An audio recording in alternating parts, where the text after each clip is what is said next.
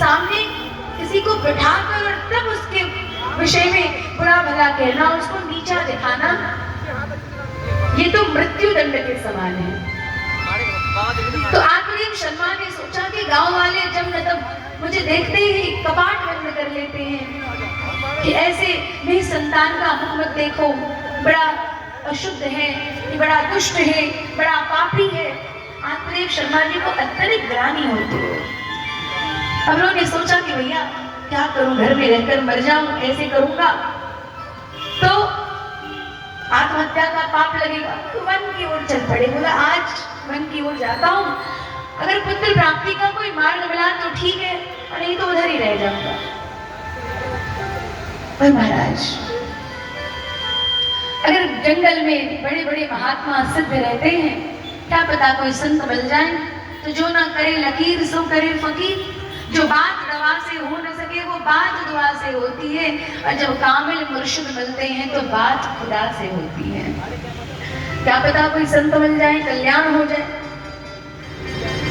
मुहूर्तादपि तत्रैव सन्यासी कश्चिदागतः कथं रोदसी विप्रं विप्रत्वं काति चिन्ता बलीयसी मदन्त्वं सत्वरं मह्य स्वस्य रूपस्य कारणम्। रोते रोते आत्मदेव शर्मा वन में आए। सन्यासी जीवन वाले एक संत वन में पधारे, जल पी रहे थे, जल पी लिया। तब आत्मदेव शर्मा को रोता हुआ देखा। अरे पंडित जी क्यों रो रहे हो, इतना क्यों रो रहे हो, तुम्हारे दुख का कारण क्या है? आत्मदेव शर्मा ने कहा क्या बताऊं, जीवन में धन धान्य से परिपूर्ण होने के बाद भी मेरी सदगति नहीं होगी, और बस यही सोच कर रो रहा हूं। सदगति नहीं होगी? क्यों, तुमने कौन सा पाप किया है? बताओ, मैं तुम्हें प्रायश्चित बता दूं, तुम्हारी सदगति हो जाएगी।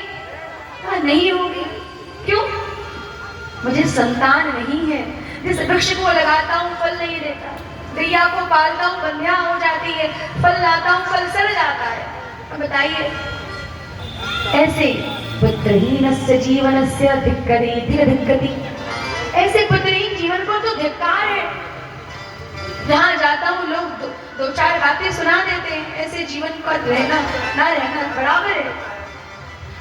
पुत्र होता तो कल्याण होता, पुत्र होता तो मुझे पूत नाम के नरक से निकालता, लेकिन अब तो मैं वहां नरक में पड़ा रहूंगा क्योंकि मुझे संतान नहीं है। सन्यासी हंसने लगे, बोले तब तो मैं तो सन्यासी हूँ, तब तो मेरी तो गति ही नहीं होगी। अगर पुत्र के ना होने से अगर नरक में ही गिरना पड़े, नरक में ही रहना पड़े, तब तो भारत देश में इतने जो योगी महर्षि योगेंद्र मुनिंद्र हैं, जो त्यागी वैरागी ब्रह्मचारी हैं, वो सब तो स्वर्ग नहीं जाएंगे, तब तो वो सबके सब नरक में ही गिरेंगे। अरे आत्मदेव क्या बात करते हो, गति तो केवल और केवल प्रिया प्रीतम के नाम गायन से ही होती है,